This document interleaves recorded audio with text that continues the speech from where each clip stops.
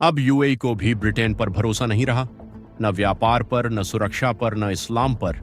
एक ऐसा देश जो मुस्लिम ब्रदरहुड को आतंकवादी संगठन मानता है, एक ऐसा देश जिसके राष्ट्रपति ने सैंडहर्स्ट से स्नातक की डिग्री ली, अब अपने ही नागरिकों को बता रहा है कि ब्रिटिश विश्वविद्यालय पढ़ने के लिए बहुत खतरनाक हैं।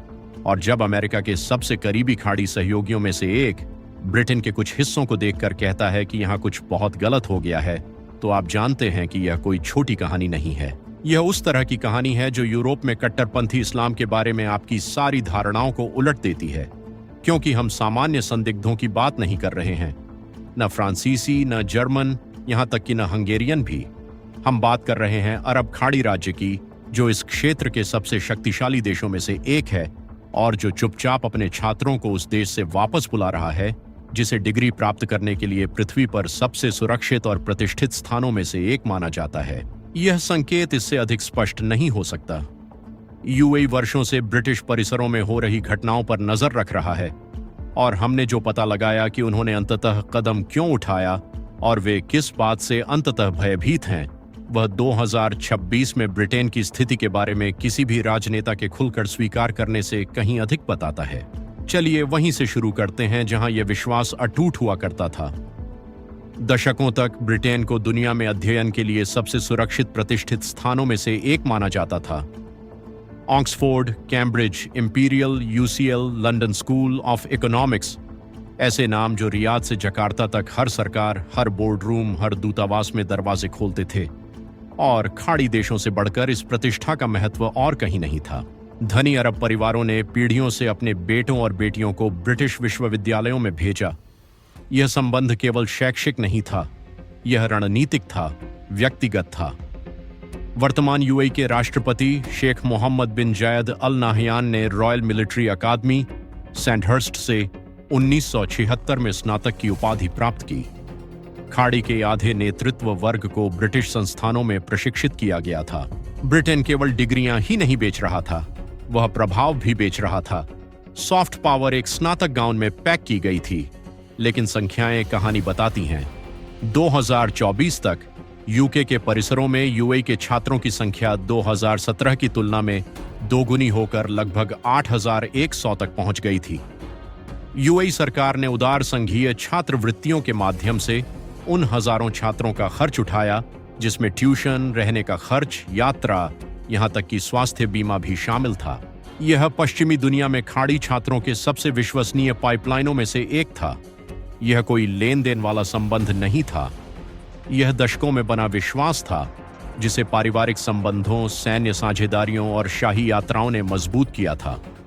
2024 के अक्टूबर तक भी प्रधानमंत्री कीर स्टारमर और शेख मोहम्मद ने उच्च स्तरीय बैठकों की एक श्रृंखला के माध्यम से व्यक्तिगत रूप से द्विपक्षीय संबंधों को गहरा किया। ब्रिटेन को एक सुरक्षित विकल्प, विश्वसनीय विकल्प माना जाता था, एक ऐसा विकल्प जिसके बारे में आपको 2 बार सोचने की आवश्यकता नहीं थी। इसलिए जब यूके के सबसे करीबी खाड़ी सहयोगियों में से एक ने अचानक चुपचाप बिना किसी घोषणा या स्पष्टीकरण के पीछे हटना शुरू किया, तो व्हाइट हॉल के लोगों ने इसे देखा, लेकिन उस कारण से नहीं जिसकी उन्होंने उम्मीद की थी। क्योंकि पहला चेतावनी संकेत कोई प्रेस कॉन्फ्रेंस नहीं था, यह वीजा डेटा था। 2025 के सितंबर में समाप्त हुए वर्ष में केवल 213 अमीराती छात्रों को यूके के अध्ययन वीजा दिए गए। ये साल दर साल 27% की गिरावट थी और 2022 के आंकड़े से 55% की क्रूर गिरावट थी। धन, महत्वाकांक्षा और दुनिया में बाहर जाने वाले छात्रों की सबसे ऊंची दरों में से एक वाले खाड़ी राज्य के लिए यूएई के 18,600 से अधिक नागरिक विदेशों में अध्ययन कर रहे हैं। इस तरह का पतन आकस्मिक नहीं होता। यूएई सरकार के भीतर किसी ने तय कर लिया था कि ब्रिटिश विश्वविद्यालय अब फंडिंग के लायक नहीं है, लेकिन बात यह है कि लंदन में कोई नहीं जानता था कि ऐसा क्यों हुआ। कोई घोषणा नहीं थी, कोई घोटाला नहीं था, कोई सार्वजनिक विवाद नहीं था। यूके के अधिकारियों ने जब बाद में फाइनेंशियल टाइम्स द्वारा पूछा गया तो स्वीकार किया कि उन्हें यह भी यकीन नहीं था कि यह वापसी कितनी व्यापक थी। कुछ यूएई सैन्य कर्मियों को अभी भी ब्रिटेन में अध्ययन के लिए छात्रवृत्तियां मिल रही थीं। धनी अमीराती परिवार अभी भी अपने बच्चों को वहां भेज रहे थे और स्वयं खर्च उठा रहे थे। लेकिन जो कुछ भी हो रहा था वह अबू धाबी के भीतर, मंत्रालयों के भीतर, उन बैठकों के भीतर गुप्त रूप से हो रहा था, जहां से कोई भी जानकारी लीक नहीं कर रहा था। महीनों तक यह वहीं रहा, एक शांत निकास। सैकड़ों छात्रवृत्तियां नवीनीकृत नहीं हुई। छात्रों को इसके बजाय अमेरिकी, ऑस्ट्रेलियाई, फ्रांसीसी, यहां तक कि इजरायली विश्वविद्यालयों में भेज दिया गया।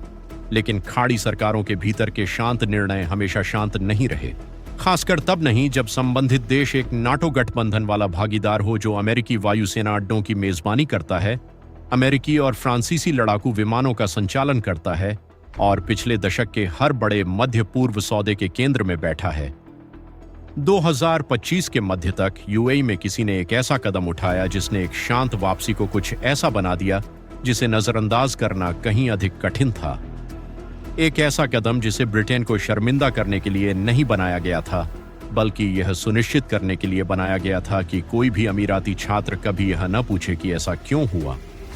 2025 के जून में यूएई के उच्च शिक्षा और वैज्ञानिक अनुसंधान मंत्रालय ने एक दस्तावेज प्रकाशित किया। यह नियमित लग रहा था।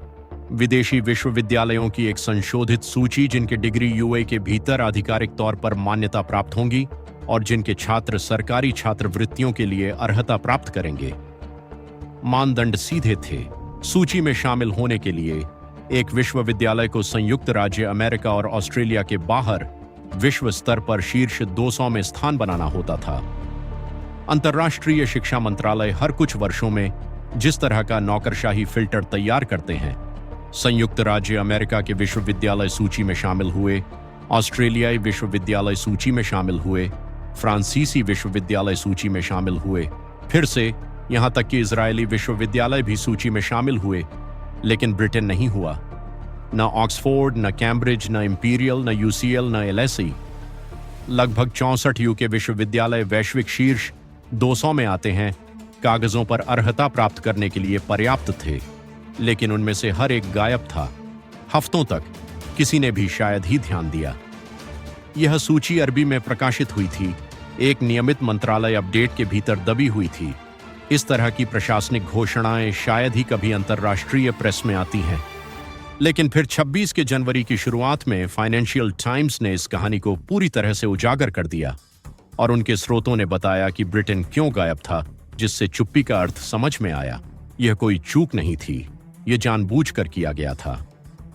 निर्णय में सीधे तौर पर शामिल एक व्यक्ति ने एफटी को एक ऐसी बात बताई जो दुनिया भर में गूंज उठी कि वे नहीं चाहते कि उनके बच्चे परिसर में कट्टरपंथी बने। फिर यूएई एक कदम आगे बढ़ गया।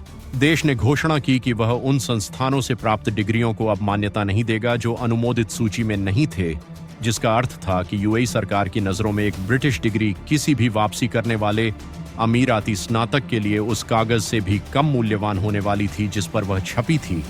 एक ब्रिटिश डिग्री, वही ब्रिटिश डिग्री जिसने आधुनिक खाड़ी के आधे नेतृत्व वर्ग को बनाने में मदद की थी, अचानक अब एक ऐसे देश की डिग्री से भी कम मूल्यवान, जो 20वीं शताब्दी तक एक संप्रभु राज्य के रूप में औपचारिक रूप से मौजूद भी नहीं था, एक प्रतिष्ठा इतनी तेजी से कैसे गिर सकती है?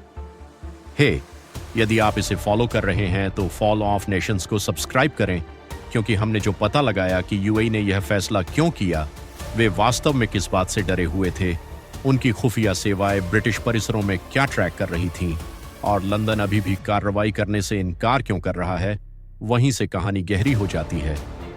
क्योंकि आधिकारिक यूके डेटा, वह डेटा जिसे यूएई देख रहा था, एक ऐसी कहानी बताता है जिसके बारे में व्हाइट हॉल बात नहीं करना चाहता था।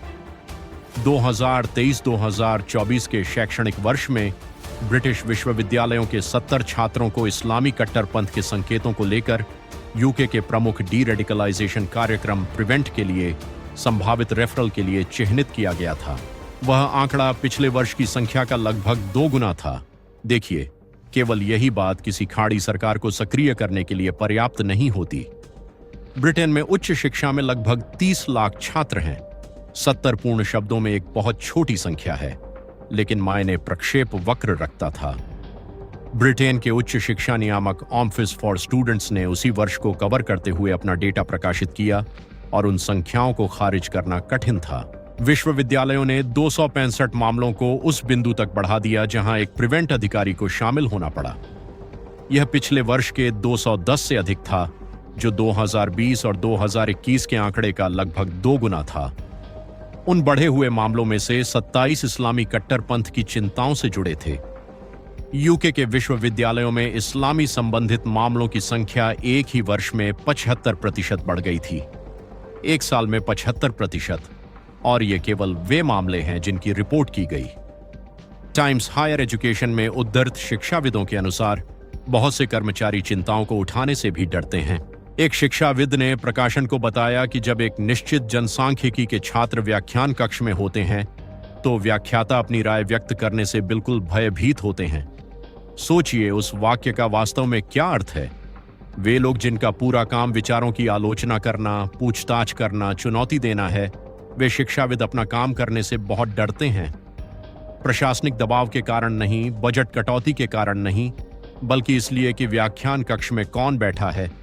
यह कोई मामूली शिकायत नहीं है। यह एक नियामक का डेटा है जो एक सरकारी डेस्क पर एक स्पष्ट पैटर्न दिखा रहा है। और यूएई की खुफिया सेवाएं, जिन्होंने पिछले दशक में पूरे यूरोप में मुस्लिम ब्रदरहुड को ट्रैक करने में बिताया है, हर एक संख्या पर नजर रख रही थीं। वे केवल आधिकारिक आंकड़ों को नहीं देख रहे थे। वे देख रहे थे कि जब अमीराती छात्र घर लौटे तो क्या हुआ। खाड़ी राज्यों के पास कुछ ऐसा है जो पश्चिमी सरकारों के पास नहीं है। उनके पास एक वापसी पाइपलाइन है। हर अमीराती छात्र जो विदेश में पढ़ता है अंततः अबू धाबी या दुबई या शारजाह लौट आता है, और उनमें से कुछ जो वापस लाए, यूएई सुरक्षा स्रोतों के अनुसार वह काफी चिंताजनक था। सभी नहीं, यहां तक कि अधिकांश भी नहीं, लेकिन इतने पर्याप्त कि किसी ने एक सूची रखना शुरू कर दिया। यूएई के लिए गणित सरल था। यदि आप अपने 8,500 नागरिकों को उनमें से कई सरकारी छात्रवृत्तियों पर एक ऐसे विश्वविद्यालय प्रणाली में भेजते हैं जहां इस्लामी कट्टरपंथ के रेफरल प्रतिवर्ष 75% बढ़ रहे हैं, और जहां विश्वविद्यालय कर्मचारी अलार्म बजाने से डरते हैं, तो आप अपनी ही अगली पीढ़ी के कट्टरपंथीकरण के लिए भुगतान कर रहे हैं। तो यूएई ने कुछ ऐसा किया जो पश्चिमी सरकारें नहीं करती। उसने तय किया कि जोखिम लेने लायक नहीं था और उसने कनेक्शन काट दिया, और ऐसा करके उसने एक ऐसा संकेत भेजा जो किसी भी प्रतिबंध पैकेज या राजनयिक प्रदर्शन से अधिक प्रभावशाली था। संकेत यह था, ब्रिटेन, जिसने आधी शताब्दी तक अरब दुनिया को मानवाधिकारों, अभिव्यक्ति की स्वतंत्रता, सहिष्णुता के बारे में व्याख्यान दिया था, अब अबू धाबी की नजरों में वही विचारधारा निर्यात कर रहा था जिसे खाड़ी रोकने की कोशिश कर रहा था। यह कोई अकादमिक चिंता नहीं है, यह एक सुरक्षा चिंता है, और यह उन लोगों से आ रही है जो राजनीतिक इस्लाम को अंदर से जानते हैं। यह समझने के लिए कि यूएई ने ऐसा कदम क्यों उठाया, आपको यह समझना होगा कि मुस्लिम ब्रदरहुड का उनके लिए वास्तव में क्या अर्थ है, क्योंकि अबू धाबी में यह कोई अमूर्त बहस नहीं है।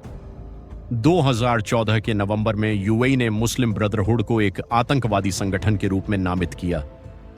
यह एक व्यापक कदम का हिस्सा था जिसने 82 विभिन्न समूहों को यूएई की आतंकवादी सूची में डाल दिया। यह निर्णय प्रतीकात्मक नहीं था। यूएई के भीतर ब्रदरहुड के साथ वैसा ही व्यवहार किया जाता है जैसा अल-कायदा के साथ किया जाता है, जैसा आईएसआईएस के साथ किया जाता है। यूएई के आतंकवाद विरोधी कानूनों की पूरी शक्ति लागू होती है, क्योंकि अमीराती नेता ब्रदरहुड को एक अस्तित्वगत खतरे के रूप में देखते हैं, बमों के कारण नहीं बल्कि विचारधारा के कारण। ब्रदरहुड का तर्क है कि समाज को इस्लामी धार्मिक सिद्धांतों के अनुसार शासित किया जाना चाहिए, और वह तर्क यदि स्वीकार कर लिया जाए तो खाड़ी के राजतंत्रों द्वारा निर्मित पूरे मॉडल को ध्वस्त कर देता है। यह उस आधार को ध्वस्त कर देता है जिस पर शाही परिवार शासन करते हैं। यह उन सभी चीजों को खतरे में डालता है जिन्हें यूएई ने 50 वर्षों से बनाया है।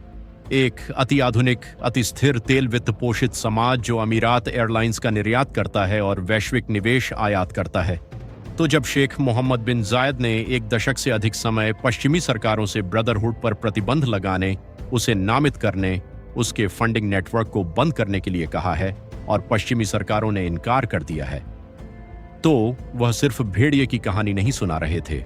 वह यूरोप को किसी ऐसी चीज के बारे में चेतावनी दे रहे हैं जिसे वह हर दिन देखते हैं। वह पश्चिम को अपनी खुफिया फाइलों को पढ़ने के लिए प्रेरित करने की कोशिश कर रहे हैं।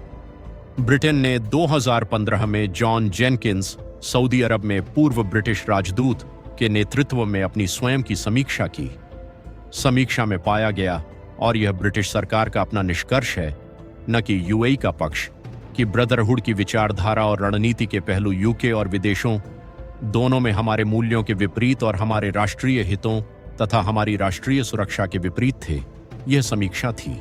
ब्रिटिश सरकार ने इसे पढ़ा और उन्होंने समूह पर प्रतिबंध न लगाने का विकल्प चुना। 11 वर्षों बाद भी प्रधानमंत्री कीर स्टारमर ने कहा है कि मामला गहन समीक्षा के अधीन है। हाँ, 11 वर्षों की गहन समीक्षा। यूएई ने वह गाना पहले भी सुना है और अब यह केवल यूएई ही नहीं कह रहा है। 2025 में फ्रांसीसी आंतरिक मंत्रालय ने यूरोप के भीतर मुस्लिम ब्रदरहुड की गतिविधियों पर एक प्रमुख रिपोर्ट तैयार की। रिपोर्ट ने निष्कर्ष निकाला कि ब्रदरहुड यूरोपीय संघ के संस्थानों में युवा नेटवर्क, सामुदायिक संगठनों और यूरोपीय संघ के फंडिंग कार्यक्रमों का उपयोग करके नीतिगत बहसों को आकार देने के लिए संगठित प्रभाव संचालन चला रहा था। फ्रांस यूएई नहीं है। फ्रांस एक यूरोपीय उदार लोकतंत्र है और फ्रांस भी वही चेतावनी दे रहा था। अलग अलग महाद्वीपों के 2 सरकारें जिनकी राजनीति बहुत अलग थी, एक ही नेटवर्क को देख रही थीं और एक ही निष्कर्ष पर पहुंच रही थीं। ब्रिटेन की स्थिति अब बहुत अकेली दिखने लगी है, लेकिन छात्रवृत्ति की यह काली सूची अकेले नहीं बन रही है। यह यूके यूएई संबंध में सबसे स्पष्ट टकराव का बिंदु है जो 2 वर्षों से चुपचाप टूट रहा है। चलिए पैसे से शुरू करते हैं। 2023 के नवंबर में अबू धाबी समर्थित एक कंसोर्टियम ने डेली टेलीग्राफ खरीदने की कोशिश की, जो ब्रिटेन के सबसे प्रभावशाली समाचार पत्रों में से एक है। वह अखबार जिसने 1 शताब्दी से अधिक समय से ब्रिटिश रूढ़िवाद के लिए टोन सेट किया है। इस बोली को ब्रिटिश सरकार ने राष्ट्रीय सुरक्षा के आधार पर रोक दिया और फिर समाप्त कर दिया।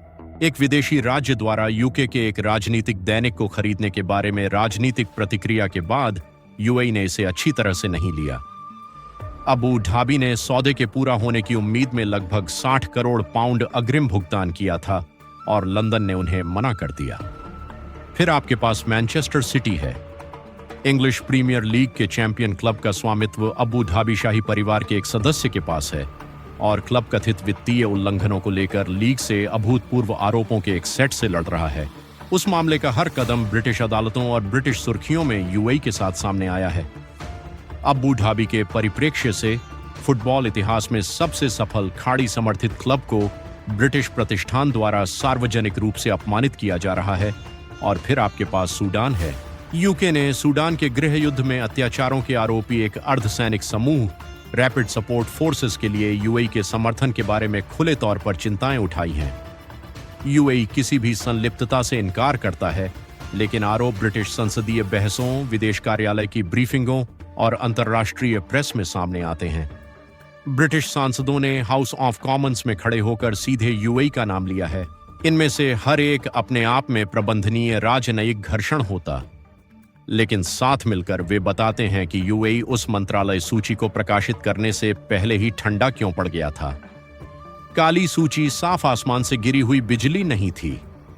ये 2 वर्षों के घावों का संचयी परिणाम था। फिर अमेरिकी राजनेता इसमें शामिल हुए। संयुक्त राज्य अमेरिका के उपराष्ट्रपति जेडी वेंस ने सोशल मीडिया पर पोस्ट किया कि यह एक बिल्कुल पागलपन भरी खबर है कि खाड़ी में हमारे कुछ बेहतरीन मुस्लिम सहयोगी सोचते हैं कि पश्चिम के कुछ हिस्सों में इस्लामी कट्टरपंथ बहुत खतरनाक है। वह पोस्ट 2026 के जनवरी में आई और इसने यूके यूएई की कहानी को अटलांटिक पार का चर्चा का विषय बना दिया। अब यहां वह मोड़ है जिसे किसी ने नहीं देखा था। जबकि यूएई ब्रिटिश विश्वविद्यालयों से अपने छात्रों को निकाल रहा है, ब्रिटिश विश्वविद्यालय इसके विपरीत कर रहे हैं। मैनचेस्टर विश्वविद्यालय दुबई में एक परिसर संचालित करता है। हैरियट वॉट भी। यूके के उच्च शिक्षा संस्थानों ने यूएई में आक्रामक रूप से विस्तार किया है। अमीराती धरती पर अमीराती नियामक पर्यवेक्षण के तहत डिग्रियां बेच रहे हैं। खाड़ी अभी भी यूके की शिक्षा चाहता है, बस यूके की धरती पर नहीं, क्योंकि जिस ब्रिटेन से यूएई दूर जा रहा है वह ब्रिटेन नहीं है जिसे वह पहले जानता था। विश्वविद्यालय क्षेत्र संकट में है।